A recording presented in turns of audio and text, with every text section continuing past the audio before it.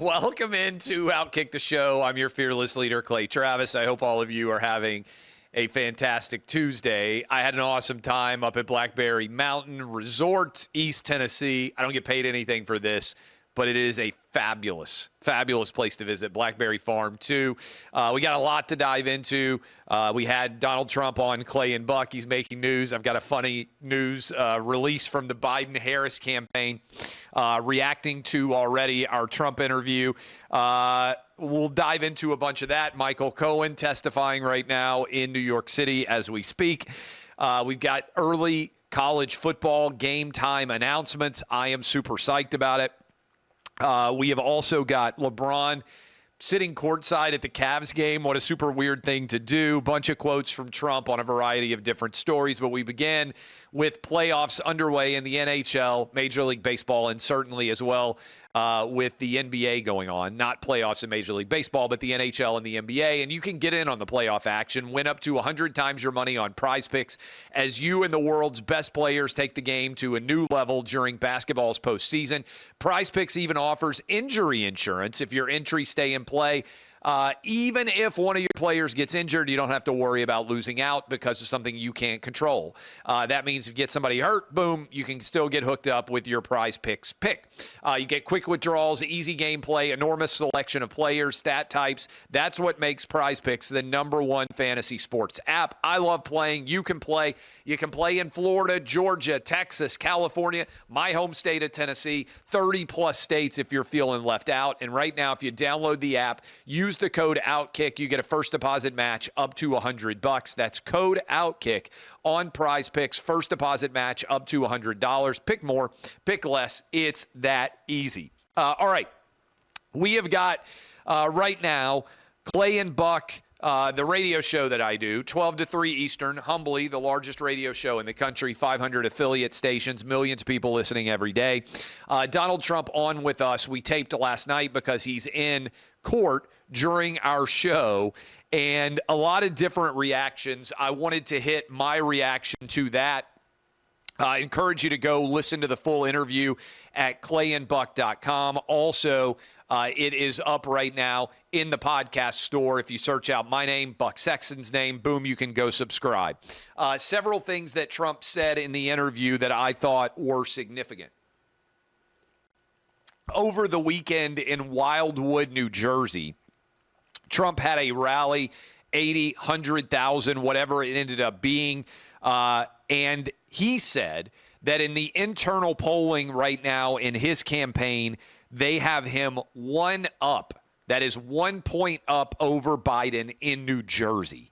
That would be a crazy, wild outcome if that were to occur. And if you're out there saying there's no way that's possible, in 2021, the Republican gubernatorial candidate lost 51 to 48.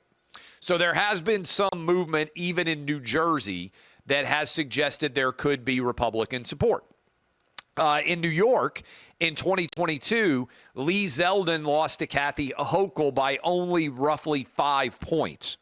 So New Jersey and New York have both had close statewide elections in the last couple of years. But Trump also said that Virginia, Minnesota, and New Mexico, according to their polling, were also in play, along with New York, New Jersey, Virginia, New Mexico, and Minnesota. Those are non-traditional states. If Trump won any of those states, this is not going to be a close election. Betting markets, interestingly, in the wake of the New York Times Siena poll that came out, Trump is now favored somewhat substantially to win Georgia, Nevada, and also Arizona. If Trump won those 3 states, that would mean the election could come down to Omaha, Nebraska, to the seat, the congressional seat there that they apportion the electoral votes from. So just to keep in mind, Trump now favored at Poly Market to win the race, but 3 states favored to flip to Trump from the 2020 election results, which would suggest that Pennsylvania, Michigan, and Wisconsin, Biden has to sweep the Big Ten states, or else Trump could end up in a situation where a little bit over 5.5 months from now, he could comfortably win the election. Now, he says also that the polls are better for him because of the court cases that are currently underway, including the situation he's got in New York with the Alvin Bragg case ongoing. Plus, Trump agrees with me. He doesn't even think Biden is going to end up being the contender, the nominee for the Democrat Party. Trump said today to us on Clay and Buck, I think at some point he goes out. It's dangerous for our country for Biden to be the person in charge right now. Now, making news, the Biden administration has already reacted to Trump on our radio show. I asked Trump about Kristi Noem, the governor of South Dakota, about the dog killing and the Kim Jong-un story, and they just sent out a press release. Says, for immediate release. I'm reading directly from this. It's crazy. I have, this is the Biden and Harris campaign team. Just sent in the last few minutes. Headline. And let me say this before I read their comments. I would welcome Joe Biden on our radio show. I would welcome Kamala Harris on our radio show. We are going to have RFK Jr. on the show. We've had RFK Jr. on the show quite a lot. We just had Trump. We've got Tulsi Gabbard coming up on the show. Heck, I would welcome John Fetterman, any Democrat, statewide elected, that wants to come on our show. I wouldn't run and hide from them if they have a decent audience, if they're a national political figure. I don't know that we would have, I don't even know, the governor of Minnesota, if he's a Democrat, probably wouldn't have him on. Don't think he's relevant. But if anybody, Joe Biden, Kamala Harris, Secretary Blinken, anybody in a high position in the Biden team, we would have on. They won't come on, but I just want to make it clear that we've conveyed that offer. We've actually put in a request. Well, they're listening to the show, or they're at least paying attention to the show, because this is from the Biden-Harris team. Headline, Trump defends Kristi Noem's puppy killing. At the Biden campaign, we are proudly anti-puppy killing. This is their real release. Here is what today on gave an interview to the Clay and Buck show, and they quote him as saying on the show, again, this is them quoting him, until this week, she was doing incredibly well, and she got hit hard, and sometimes you do books, and you have some guy writing a book, and you maybe don't read it as carefully. You have ghostwriters. No, she's terrific. Look, she's been a supporter of mine from day one. She did a great job as governor.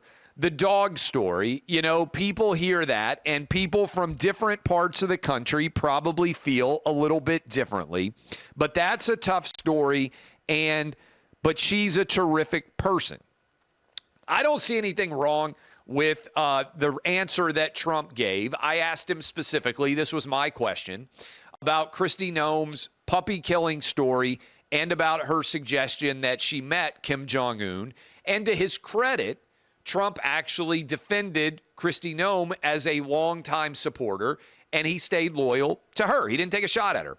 But the Biden team says, this is from their spokesperson, James Singer, at the Biden campaign, we are proudly anti-puppy killing and don't think those who murder puppies are terrific. Now, Trump said Kristi Noem's terrific. He didn't say that she was terrific for killing a puppy, but this is where we are in our great national discourse, our radio show making news about whether or not the puppy should be killed. I mean, this is crazy, but this is the world that we are now in. I would encourage you, as I said, to go listen to the full interview. Go to Clay and Buck com. Go to the Clay and Buck podcast. We're going to put it up specifically for you. I think 22 minutes with Trump that we spent with him last night. I would encourage you guys to go check it out. Okay, good news. Leaving aside the political universe here for a moment, again, encourage you to go check that out. We're getting some cool news. The dates and times of a variety of different college football games are being released. And I would encourage you guys, if you want to know more about the release, go check it out. And I think you guys will start to get your juices flowing a little bit here. First of all, at Fox, I've been on Big Noon Kickoff, what is it, the last 2 years, I think? I don't know what my role will be this year on Big Noon. Would imagine I'll show up a couple of times at least. Be a busy fall with everything we've got going on. But, so you know, Fox has got a couple of great games that they announced yesterday, I believe. I don't want to step on news that I know that isn't out publicly, but I believe this is all out publicly. Big Noon is going to be at the Michigan game in Ann Arbor as they celebrate the national title, I'm sure, with Texas coming to town. So Texas, first big game as an official member of the Southeastern Conference. Texas on the road in Ann Arbor, September 7th. Fox will have the Texas-Michigan game kicking off at noon Eastern there in Ann Arbor, September 7th. September 14th, Fox will have Alabama on the road at Wisconsin. My plan is to be at both of those games. My wife is a Michigan grad. I want to take the kids up to watch a game. I think we'll be at that one. I know we will be at the September 14th game because I've been planning for a while to go to Alabama, Wisconsin. I've never been to a Wisconsin football game. I've always wanted to go. I've heard Camp Randall is phenomenal, so I'm going to be at that game. Also, Fox announced that they are going to have Ohio State hosting Michigan. Big game at the end of the year that Fox always has. Those will all be noon games. So good SEC Big Ten matchups that are happening there. Also, August 31st, College Station. I may need to go to this game because I love College Station.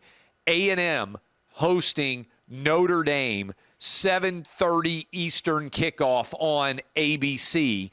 That is a heck of a game. Florida State, Georgia Tech are going to be in Dublin. That game's going to kick off on August 24th. By the way, June, July, August, just about 100 days away. Not very far till we got games. And then Dion and the Buffaloes are on the hook. Saturday, noon Eastern, Clemson, Georgia, kickoff on, ABC on the August 31st. That's a very good game. Miami at Florida, 3:30 Eastern ABC game. Remember, historically, that would have been the game that was on CBS. This is going to be the first year without the SEC on CBS. And then Notre Dame at A&M. Guys, that is a hell of a trilogy in the SEC. Clemson against Georgia, Miami at Florida, Notre Dame at A&M, opening Saturday of college football. And then, oh, by the way, Sunday, how about Southern Cal against LSU in Vegas? Maybe that's the game I should go to, actually.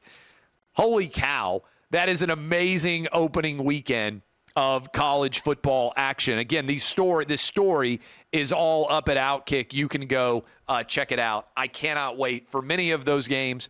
I've got to decide my full travel schedule for the fall, and also going to be busy with the 2024 presidential campaign going on. So we're going to have to balance all that out. So that is very exciting to think about. Now, I want to mention this because I haven't heard it talked about a lot yet. LeBron was on the court side for the Cavs loss against the Boston Celtics last night. He had a full bottle of wine with him. He was there with his wife. Very strange. I can't remember seeing an eliminated NBA player sitting courtside for a game in the playoffs after he was eliminated. Can you imagine Jordan doing this? LeBron, to me, is incredibly insecure and desperate for attention. He's 40 years old. He's sitting courtside with his wife with a full bottle of wine. Who even gets a full bottle of wine courtside? Can you have glass courtside at an NBA game? That seems like a bad idea in the first place. The whole thing is very strange. But take note of what LeBron is trying to do here. Bronny James, his son, is 6'1", not a very good player in his first year of college, clearly not a top 60 caliber player. And yet, LeBron is bullying someone into drafting his son and putting him on an NBA roster, even though with LeBron was not his dad, he wouldn't get that job. Can you guys think, it's a great question, I can't, of anybody in the history of sports, which is the ultimate meritocracy, saying, draft my son and you get me too, even though the son is not otherwise a high enough quality player to be able to be on an NBA roster? This is, to me, unprecedented. Now, there are people in positions of power, we call it nepotism, who regularly advance their children's interests. But I just don't know that we've seen nepotism in the context of actual pro sports players, right?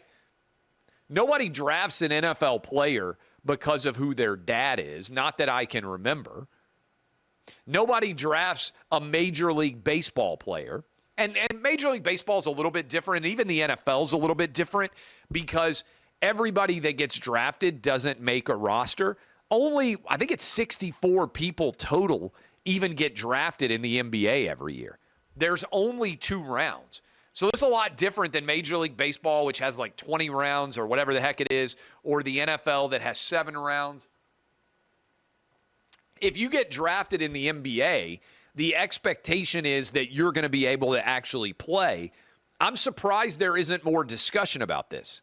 Effectively, what LeBron is saying is, I'm so good that I'm going to demand you draft my son and put him on the team, even though he isn't otherwise good enough to get drafted. If LeBron James's son was not LeBron James's son, there is a 0% chance he would get drafted by any team.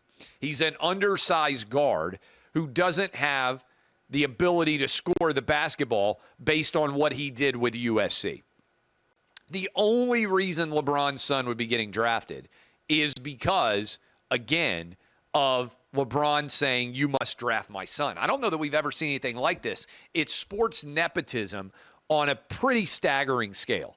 40-year-old LeBron James says, draft my son because I want to play with him. That's it. Not because he's justified in being drafted otherwise or his talent would suggest that he should. This is not, they're going to try to make this analogy, oh, this is like when Ken Griffey played with Ken Griffey Jr. No. Ken Griffey Jr. was a stud. Way better than Ken Griffey Sr. That wasn't some sort of sham. Ken Griffey Jr. is one of the greatest players in baseball the last 40 years. He was a high draft pick irrespective of who his dad was. This is Bronny James getting drafted only because his dad is making it happen, not because of his actual talent.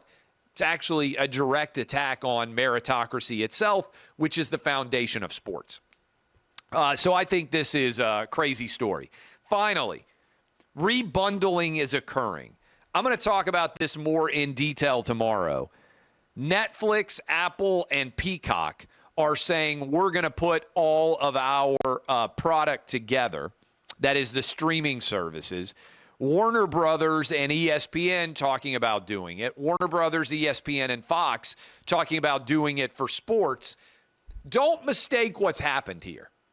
We had the greatest media business ever.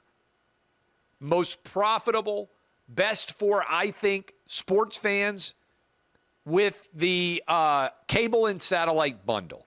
Everybody made a lot of money. We all had to pay $100, whatever it was. Then Netflix starts to dominate. Everybody destroys through cord cutting the cable and satellite bundle. And now, crazily, they are back to being in a position where you've got a rebundling going on with all of the streaming services. And what's going to end up happening? They're going to recreate the cable and satellite bundle, only you're going to have to pay way more money to get it, and it's going to be way less efficient than it ever was before. This is all crazy. What's old is new again. Welcome to media. Destroy a good idea. Try to build a new one. All right, I appreciate all of you. I'll be back tomorrow, maybe early, because I've got a ton of advertiser meetings tomorrow. In fact, stick with me when I finish signing off here. OutKick team, I think I may need to go live tomorrow at 10 a.m. Eastern or 11 a.m. Eastern, something like that, because I got such a packed schedule. This has been OutKick the show. DBAP unless you need to SBAP. I will see you guys tomorrow.